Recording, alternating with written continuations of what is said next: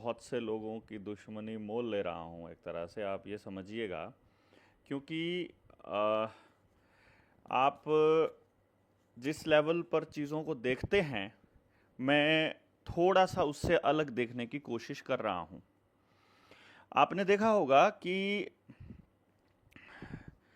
मैंने आपको एक बार ट्रेनिंग में एक बात बताई थी कि जब इनको कोई आदमी निपटाना होता है और जो कि खास तौर पे इनकी बात या तो मान नहीं रहा होता या फिर इनका कोई मतलब इनका कोई राजदार होता है, उसको जब इनको निपटाना होता है तो ये अ, सीधे सीधे आदमी को नहीं निपटाते हैं। या तो कोई इस तरह का इंजेक्शन लगाते हैं जब यानी कि या तो इस तरह का इंजेक्शन लगाते हैं कि आदमी को पैरालिसिस आए तो उस मीटिंग के पर्टिकुलर मीटिंग के 2 दिन बाद या 24 घंटे बाद आए। भाई जैसे आज रात की मीटिंग थी, रात को किसी ने सुई चुभो दी, अगले दिन दोपहर को उसको हार्ट अटैक या पैरालिसिस आ जाएगा और बंदा ख़त्म हो जाएगा, पता भी नहीं चलेगा।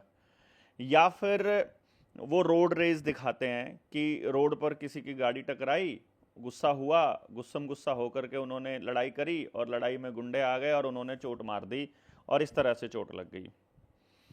या फिर वो इस तरह से निपटाते हैं कि कोई पूरा का पूरा प्लेन क्रैश हो जाए।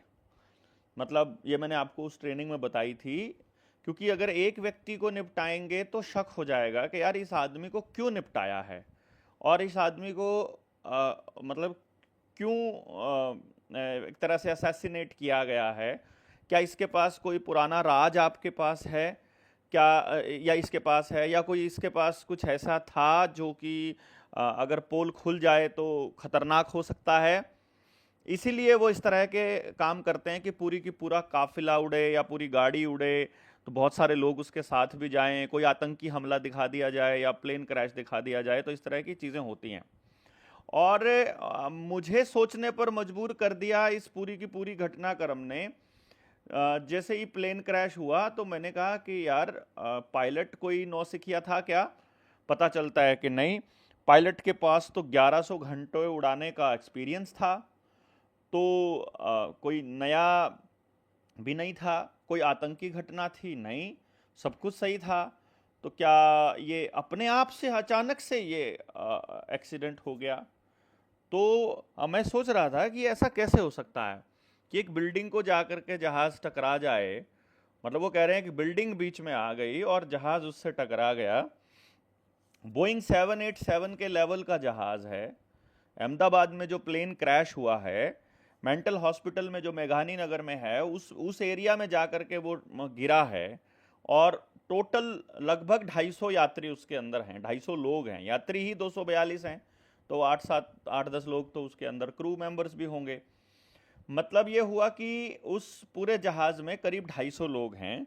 पता चलता है कि 12 नंबर सीट के ऊपर बीजेपी का 2021 से पहले का जो मुख्यमंत्री है, इसको ध्यान दीजिएगा, 2016 से 2021 का जो मुख्यमंत्री है विजय रूपानी, वो भी इस प्लेन में सफर कर रहे थे। अब मैं कुछ बोलूंगा, मैं कुछ बताऊंगा, क्योंकि चुनाव 2026 में है और विजय रूपानी के पास कुछ ऐसे दस्तावेज हो सकते हैं। क्योंकि देखो भाई, मुख्यमंत्री तो उसी व्यक्ति को बनाया जाता है जो या तो पूरी तरह से गुलाम हो वर्ल्ड इकोनॉमिक फोरम का, उनके एजेंडे को आगे चलाने वाला हो, या पूरा लाइजनिंग उसकी हो, या फिर वो राजदार हो, या वो खास आदमी हो। तो अमित शाह का और नरेंद्र मोदी का खास आदमी ही वहां पर बैठ सकता है। तो वो विजय रूपाणी जब प्लेन में थे और मे डे भी कॉल कर दिया गया, यानी सारा सिस्टम फेलियर हुआ है, जहाज का पूरा सिस्टम फेलियर हुआ है। एयर इंडिया का विमान है AI-171 जो लंदन के लिए उड़ान भरी जिसने, तो मैं सोच करके हैरान हूं कि ये हादसा कैसे हुआ होगा।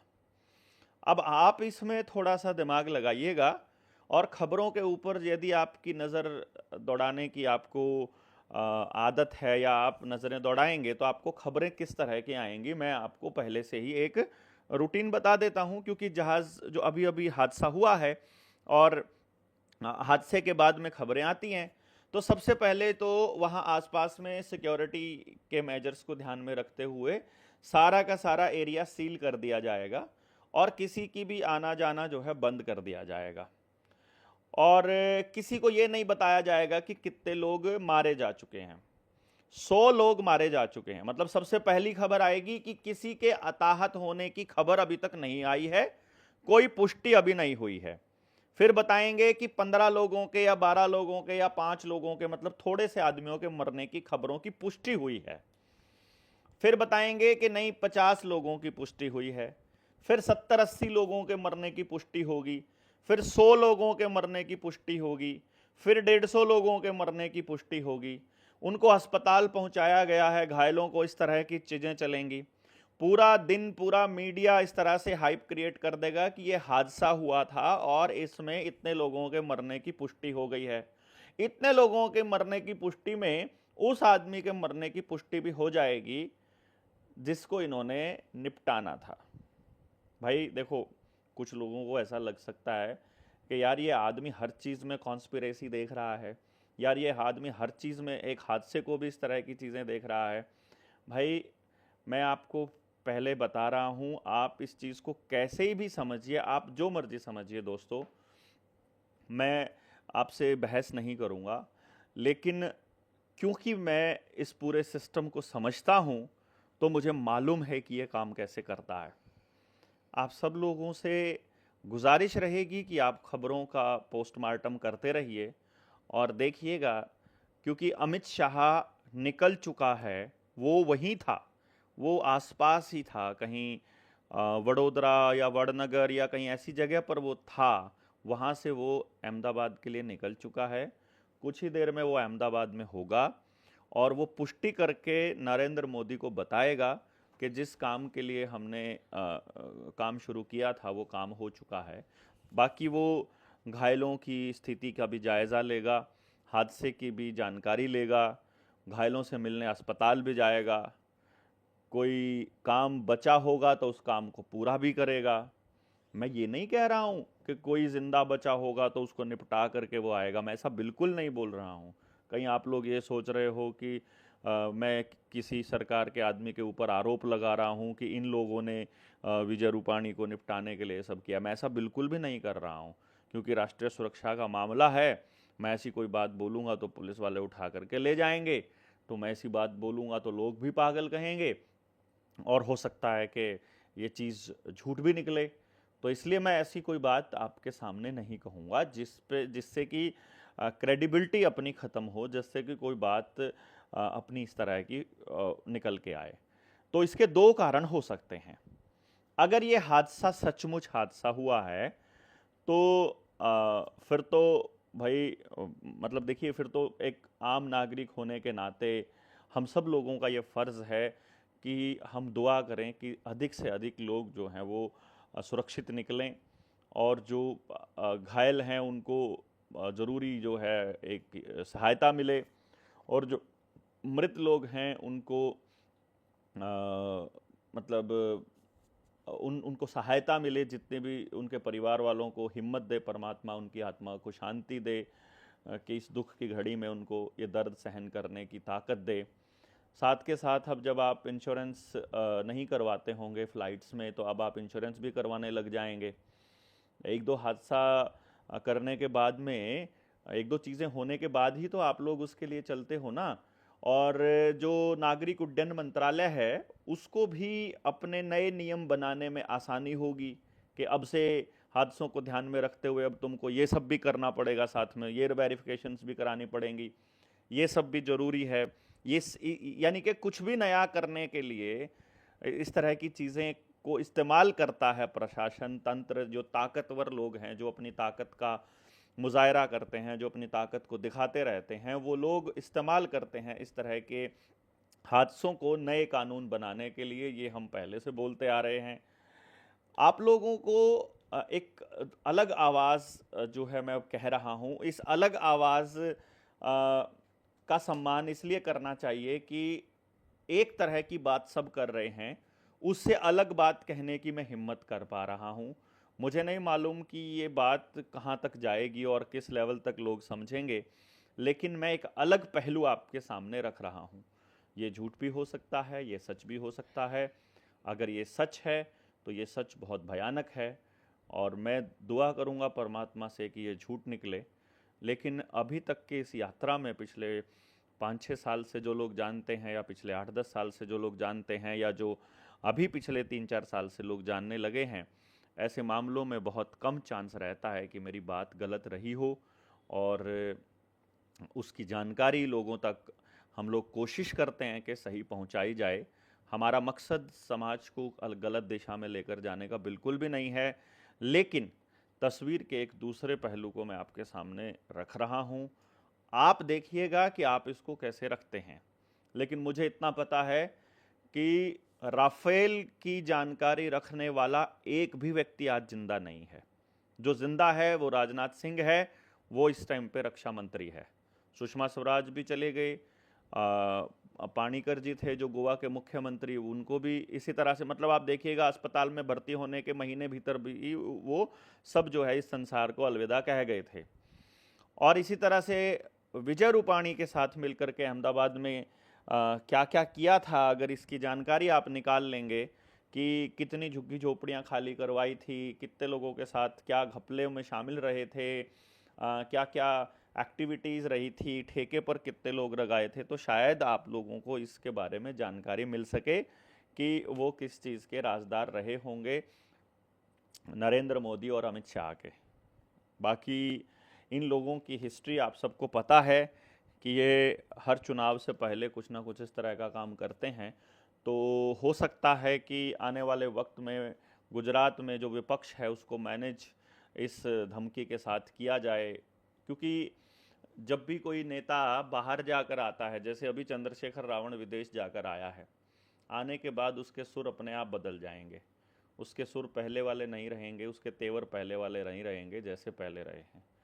तो आप लोग इसको कैसे देखते हैं, कमेंट बॉक्स में ज़रूर लिखिएगा कि मेरी बातों में कितनी सच हो सकती है। फिर जनता सरकार मोर्चा से जुड़ने के लिए 9518170000 पर आप मिस्ड कॉल भी दीजिए, आपसे संपर्क भी किया जाएगा। जेएसएम की अगली ट्रेनिंग में भी आइए, अपने गाँव को जगाइए ज़रूर। मैं अपने गाँव फफड़ाना के ऊपर हम लोग एजुकेशन के ऊपर काम कर रहे हैं, और हमने जब आंकड़ा दिया गांव को तो बहुत हैरान कर देने वाला आंकड़ा था। मैं बहुत हैरान था। ये आंकड़े हमने इकट्ठे किए थे, सभी जितने भी हमारी बिरादरियां हैं, सभी बिरादरियों को काउंट करके उन सब के घर जा कर के हमने, हमारे साथियों ने वहाँ पूरा काम किया था। तो यदि मैं 1800 घरों का आंकड़ा अपने गांव का देता हूं, तो मोटा मोटा जब हमने इसको कैलकुलेशन किया तो 20 करोड़ रुपया हमारा प्राइवेट स्कूलों में जा रहा है गांव का, साल का। यदि इस 20 करोड़ रुपए को रोक लिया जाए, और मेरे गांव की जो पॉपुलेशन है वो करीब 6200-6300 है, 4200 मेरे गांव में वोट हैं, 4 बूथ हैं, इसमें जो टोटल 44 करोड़ रुपया हमारा बीमा जाता है, बीमे की किस्त जाती है, इंस्टॉलमेंट बीमे की, और जो खेती वाला बीमा है वो अलग है इससे। इसी में लोन जो पूरे गांव पर है वो 316 करोड़ है, जबकि हमारे गांव की टोटल आमदनी 280 करोड़ है, जिसमें से 100 करोड़ रुपया उनका खर्चा आ जाता है। टोटल गांव का हमने ये कैलकुलेशन किया था, करीब 25 से 50 लाख के बीच का एक आंकड़ा है, जो हम लोग कोचिंग पर, हमारे बच्चे जो पढ़े लिखे हैं और जो नौकरी की तलाश कर रहे हैं वो खर्चा कर रहे हैं, जो बहुत भयानक है। पेट्रोल और डीजल पर जो अननेसेसरी का जो खर्चा है हमारा, 6 करोड़ रुपया पेट्रोल का और करीब करीब 5 करोड़ रुपया डीजल का, यानी 11 करोड़ रुपया हम लोग खर्च कर रहे हैं पूरा गांव मिल करके। और सब्जी वगैरह का, धान का, गेहूं का, इन सब के खर्चे जो हैं वो अभी तक हमने घरेलू खर्चों पे कैलकुलेशन किया था, ये भी बहुत ख़तरनाक निकल। यहाँ तक कि जो हमारे रिलीजियस जो खर्चा है, यानी जो मंदिरों में जो दान करते हैं, कोई कहीं विजिट करके आ रहा है, कोई मतलब जो धार्मिक यात्राओं का जो खर्चा है, वो पूरे गांव का निकल कर आया था हमारा लगभग 2 करोड़ रुपया साल का। तो इस तरह की चीज़ें जब हमने देखी कि यार अगर गांव के लोग थोड़ा सा समझ जाएं और अपने अपने गांव पर फोकस कर लें, अगर मैं हरियाणा के 7000 गाँव से मल्टीप्लाई करता हूं इस पूरे आंकड़े को, तो आपका क्या हाल होगा अंदाज़ा लगाइए। और यदि मैं पूरे देश के गाँव पे अगर इसका आंकड़ा लगाता हूँ, 7 लाख गाँव को अगर हम कैलकुलेशन करते हैं, तो आप इसका आंकड़ा लगाइए कि ये कितने कैसे हालात आपके होंगे और किस तरह से आपको अपना गांव बचाना है। इसके लिए लीडर इंडिया जो चैनल है अपना, उसकी प्ले लिस्ट है, उस प्ले लिस्ट में शिक्षा क्रांति निडर जेएसएम के नाम से प्ले लिस्ट का नाम है। उसको जब आप जाएंगे तो वहाँ आपको मिलेगा कि उसमें वीडियोस है कि पहले दिन हमारे साथियों से हमने क्या चर्चा की कि गांव में जाएंगे तो हमें क्या बात करनी पड़ेगी, किस तरह के लोग मिलेंगे, कैसी कैसी बातें करेंगे, और पूरा मतलब 14 वीडियोस हम अभी तक बना चुके हैं। सब कुछ हमने गांव के सामने रखा है और अब हमारे पास पूरे गांव में 40 लोगों की टीम है। वो 40 लोगों की टीम हमारी मतलब मैं उस टीम का हिस्सा हूँ बेसिकली। वो लीड करेंगे पूरे गांव को आगे समझाने में। और अब हम शनिवार और रविवार, यानी ये जो हमारा शनिवार और रविवार का है, हमारी तारीख हो गई आज 12, कल 13 है, तो 14 और 15 तारीख को मैं अपने गांव में रहूंगा, मोहल्ला मीटिंग्स करूंगा, मोहल्ला सभाएं छोटी छोटी, ताकि गांव में जो लोगों को लगता है कि हम उन तक नहीं पहुंचे हैं वो भी हम तक पहुंच जाएं और पूरे मिशन को हम उनके सामने रखेंगे। बाकी ये आपको पता ही है कि आप 15 साल से पुरानी गाड़ी जो है, या 10 साल से पुरानी गाड़ी डीजल की और 15 साल से पुरानी गाड़ी पेट्रोल की यूज़ नहीं कर सकते हो, लेकिन नागरिक उड्डयन मंत्रालय 50 साल पुराने जहाज़ इस्तेमाल कर सकता है। वो 100 साल पुराने जहाज़ भी इस्तेमाल कर लेगा, उसके ऊपर कोई दिक्कत नहीं आएगी, लेकिन आप इस्तेमाल गाड़ी नहीं कर पाओगे। उद्योगपतियों की सरकार ने आपको काबू करने के लिए पूरा गेम खेला हुआ है। आपको इलेक्ट्रिक व्हीकल्स जो कि चलते फिरते टाइम बॉम्ब हैं, मतलब उनको जब चाहे कंट्रोल की, देखो जिस चीज़ का कंट्रोल, जिसकी एप्लीकेशन है, जो चीज़ इंटरनेट से जुड़ सकती है, जो आपके मोबाइल से कनेक्ट हो सकती है, जिसका कंट्रोल आपके मोबाइल से हो सकता है, भाई साहब मोबाइल का ही कंट्रोल मोबाइल की कंपनी के पास है, तो जो एप्लीकेशन के जरिए कंपनियां कंट्रोल कर सकती हैं, तो वो गाड़ी को, मोबाइल का जैसे सॉफ्टवेयर आता है, वो उसको अगर गर्म हो रहा है तो सॉफ्टवेयर अपडेट कर दो तो गर्म होना बंद हो जाता है। कैमरे की क्वालिटी कम है तो सॉफ्टवेयर का अपडेट आ जाए तो कैमरे की क्वालिटी भी ठीक हो जाती है कंप्लेंट करने के बाद। अपडेट आ जाए तो कैमरे की क्वालिटी डाउन भी हो जाती है। तो जब उसकी क्वालिटी भी डाउन और अप हो सकती है, जब उसका गर्म होना बंद हो सकता है, तो गर्म ज़्यादा होना भी तो चालू हो सकता है। इसको समझिएगा आप कि जब कंट्रोल किसी और के पास है, किल स्विच किसी और के पास है, तो आपको कभी भी निपटाया जा सकता है। तो एक पहलू हमने पहले बताया। दूसरा पहलू ये हो गया कि आपको ज़बरदस्ती गाड़ियां बैन करने वाला, तो हमने ये पहले ही बोला है कि 30 नवंबर को राजीव भाई का पुण्यतिथि है, उस पर हम दिल्ली के अंदर इस कानून का उल्लंघन करने के लिए सविनय अवज्ञा आंदोलन की शुरुआत करेंगे कि हम आपकी बात नहीं मानते हैं, हम आपके कानून को नहीं मानते हैं और हम दिल्ली के अंदर पेट्रोल और डीजल की गाड़ियां लेकर के जाएंगे। जनता सरकार मोर्चा के साथी सब लोगों से आह्वान भी करेंगे और इसका हम पूरी तरह से उल्लंघन करेंगे, उल्लंघन करना शुरू करेंगे। और इसके ऊपर जितने भी चालान अगर ऑनलाइन होते हैं वो चालान भी हम लोग भरेंगे। आप देखिएगा, वैध रुपए में भरेंगे, जिसका हमने पूरा का पूरा तोड़ जो है वो निकाल लिया है। किसी का भी चालान आए हैं, आने वाले टाइम में हम लोग घोषणा करेंगे कि किसी भी भाई का कितना ही बड़ा चालान हो उसका भुगतान हम लोग करेंगे, बिजली के बिलों का हो, दूसरा हो। इसलिए प्रीपेड लेकर के आ रहे हैं ये कि डिजिट्स में आप रिचार्ज कराओ और आप को तब यूज करने देंगे। इनका भी विरोध करना है आपको, जितने बिजली के मीटर ये प्रीपेड लगाने जा रहे हैं। और कितने हरामी है ना ये लोग ना, मतलब पहले कह रहे हैं कि सरकारी पहले तो सरकारी जो कार्यालय है वहां पर लगेंगे, फिर सरकारी नौकरों जितने भी हैं उनके घर पे लगेंगे, और फिर सरकार के जितने भी वो हैं, बोले तो बिल्डिंग्स हैं, भवन हैं, सरकारी भवन पहले वहां लगेंगे, फिर सरकारी कॉलोनीज में लगेंगे, और उसके बाद वो लोग आप तक लेकर के आएंगे। तो आपको सरकारी कर्मचारी यदि आप हो, उसका विरोध करना है। उसके विरोध का कारण क्या है मैं आपको बता देता हूं। आपको नए मीटर का भी विरोध करना है। नए मीटर का विरोध क्या कहकर आप कर सकते हो? पहला आर्ग्यूमेंट, जो मीटर हमारे पास लगा हुआ है क्या वो गलत रीडिंग दे रहा है?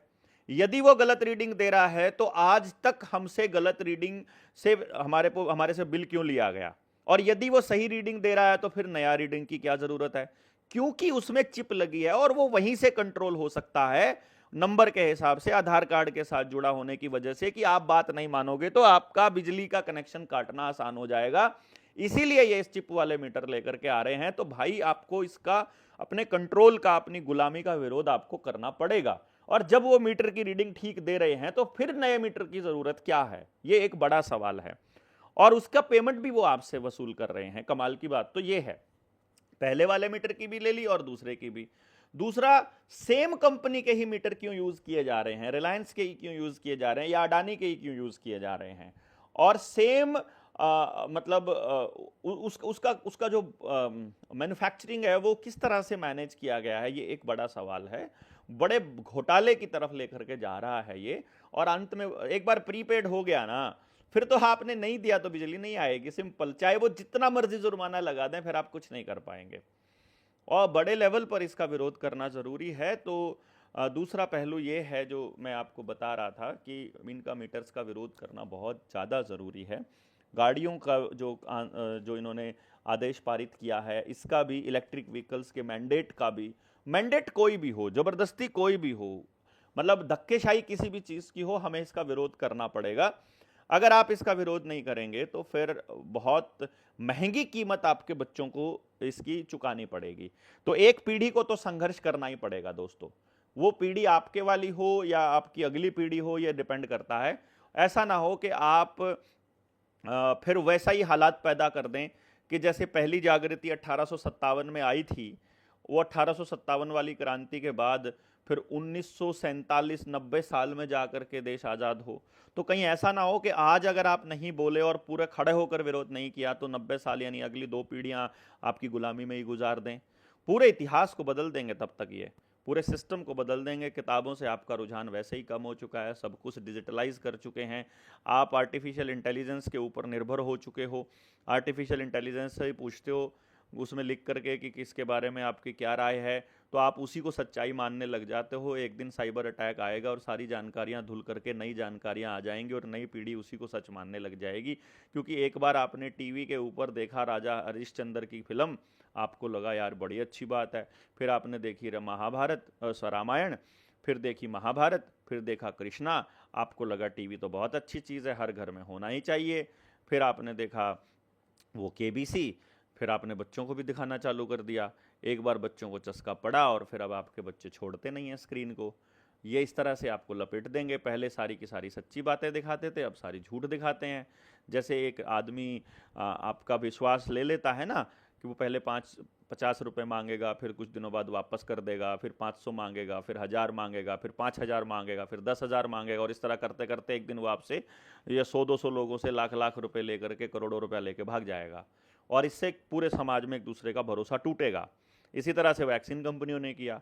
मतलब आपको ये छापा कि भाई पहले बीमारी आई थी, फिर एक वैक्सीन आई, फिर आप बच गए, फिर वैक्सीन आई, फिर बच गए, फिर पोलियो ने बचाया, फिर फलाना ढिमकाना, ये ऐसा करके ये आपको बता रहे हैं, विश्वास जता रहे हैं, और फिर एक दिन कोरोना की वैक्सीन आ गई और अब आपका क्या हाल है वो देख लो।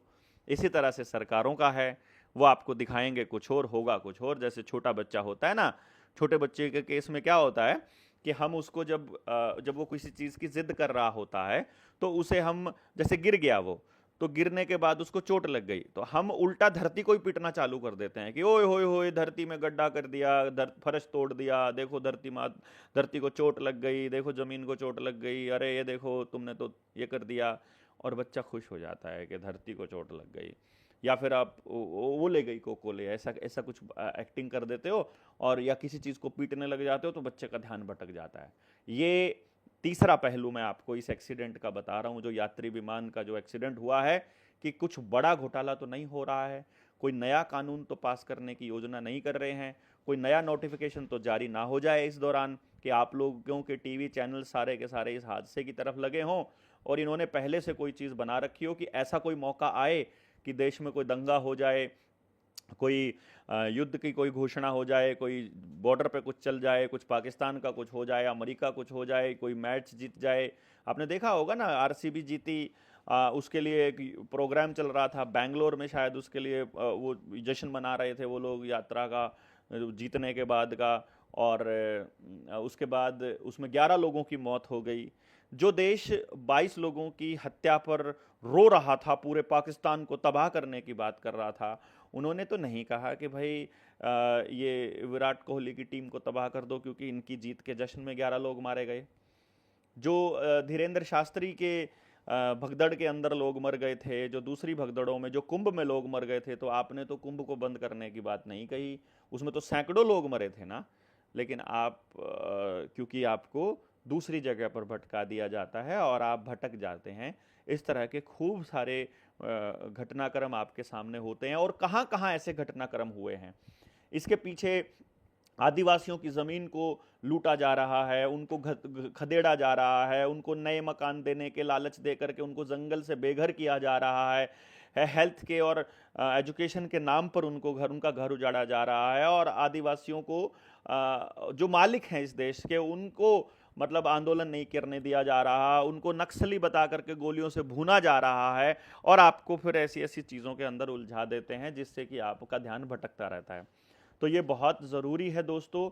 आप सब लोगों से गुजारिश मेरी है कि आप सब लोग ऐसे ऐसे सवालों, ऐसी ऐसी घटनाक्रमों के ऊपर ज़रूर बोलिए, इनके ऊपर अपनी बात ज़रूर रखिए। आपको एक चीज़ का ध्यान रखना है, जो जेएसएम से जुड़े हुए हैं, अगर वीडियो बनाते हैं तो डायरेक्ट आरोप नहीं लगाना है, आपको किसी के ऊपर आपको संभावना जतानी है। जैसे ये मीडिया चैनल आपके साथ खेलते हैं कि पीछे इतना बड़ा क्वेश्चन मार्क लगा देंगे, असल में तो वो पूछ रहे होते हैं, लेकिन दिमाग में जो पढ़ने वाला आदमी है वो उसको सच मान रहा होता है कि जो लिखा है, जैसे मोदी शाह ने करवाया और ब्रैकेट और क्वेश्चन मार्क लगा देंगे। तो वो जैसे मेरे वाली जो वीडियो बनी तो किसी ने थंबनेल बनाया था कि मोदी शाह ने करवाया इंडो पाक वॉर, तो उस पर पढ़ने वाले को ऐसा लग रहा था जैसे मैं आरोप लगा रहा हूं कि ये मोदी शाह ने करवाया, लेकिन उसने क्वेश्चन मार्क लगाया था। तो हम लोग क्वेश्चन मार्क देखना भूल जाते हैं और सिर्फ पढ़ लेते हैं। इसी तरह से आपने सवाल की फॉर्म में करना है कि क्या ये इस तरह की चीज़ें हैं, ताकि लोग जो हैं वो एक दूसरा पर्सपेक्टिव तो उनके दिमाग में आ सके कि जो मीडिया आपको प्रेजेंट करने की कोशिश कर रहा है, ज़रूरी नहीं है कि वही चीज़ जो है वो सही हो और उसी तरह से हम लोग चलें और उसी तरह से हम सोचें जैसे कि ये कह रहे हैं। और 9518170000 अपना नंबर है जुड़ने का। आप हमें अगर आर्थिक मदद करना चाहते हैं तो इसी नंबर पर आप भेज सकते हैं, ये करण के नाम से आएगा। बाकी आपको जैसा जैसा ठीक लगता है, आप सब लोग अपने तरफ से अपनी जागरूकता लोगों के अंदर मतलब फैलाइए, अपने मिशन को आप आगे लेकर के जाइए। और जितने साथी अपने जेएसएम के जुड़े हैं और जिन्होंने अपने गाँव पे काम किया है, जो 3 मीटिंग्स में अपने गाँव में आए हैं, वो सारे साथी अपने अपने गाँव में काम करने की रूपरेखा तैयार कीजिए। दूसरा, जो अगली ट्रेनिंग में आना चाहते हैं, उन उन उन लोगों के लिए भी ये एक संदेश है कि आप हमारे अगली वीडियोस का इंतज़ार कीजिए, जो हम डालेंगे कि किससे आपने संपर्क करना है। और उसी तरह से आप उन लोगों से संपर्क कीजिए कि जो लोग जेएसएम के साथ जुड़े हैं, वो सारे साथी जैसे जैसे एक दूसरे के साथ संपर्क करते जाएंगे अपने अपने ज़िलों में, जैसे सहारनपुर में सचिन है, 87080 935, मैं नंबर उसका मिस हो गया मेरे पास से, सचिन का नंबर है। मैं वो नंबर आपके सामने रख दूंगा ताकि आप सारे के सारे लोग उन लोगों से जुड़ पाएँ जितने भी साथी हैं। सचिन का नंबर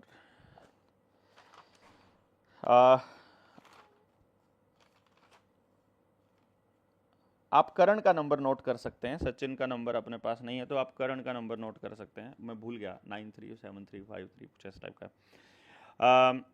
70 दोबारा से शुरू कर रहा हूँ, 9991911784, ये करण का नंबर है। आप इस नंबर पर मैसेज करके अपनी अगली ट्रेनिंग की जानकारी ले सकते हैं। आपको जेएसएम की अगली ट्रेनिंग लेनी है अगर, लगभग 50 ट्रेनिंग्स हम लोग कर चुके हैं, और आपको शेयर करना है मैक्सिमम लोगों तक इस वीडियो को। 9991911784, आपको इस नंबर पर संपर्क करना है अगली ट्रेनिंग के लिए, जो जून या जुलाई में ही ट्रेनिंग होगी। तो आपको अगली ट्रेनिंग का वेन्यू बता दिया जाएगा, या तो हम लोग कैथल में ट्रेनिंग करेंगे या मेरे गांव फफड़ाना में करेंगे, और चांसेस रहेगा 20, 21 और 22 तारीख, जो फ्राइडे सैटरडे संडे, उसमें हम इस ट्रेनिंग को कंप्लीट करेंगे। आप सारे लोग अपनी अपनी वीडियोस के माध्यम से लोगों को जगाइए, बताइए कि किस तरह के हालात पैदा हो रहे हैं पूरे देश के अंदर, और किस तरह से सरकारें आपसे झूठ बोल रही हैं, कैसे प्रोपेगेंडा रच रहे हैं, किसानों की ज़मीनों से बेघर किया जा रहा है, बुलडोज़र चला के उनके घरों को तोड़ा जा रहा है, रोज़ नौकरियों से निकाला जा रहा है, प्राइवेट लोगों को जो मतलब प्राइवेट नौकरियां ज़्यादा दे रहे हैं, वो भी टेम्परेरी हैं, कभी जुड़ रहे हैं, कभी टूट रहे हैं, इस तरह के हालात पैदा हो रहे हैं। तो मुझे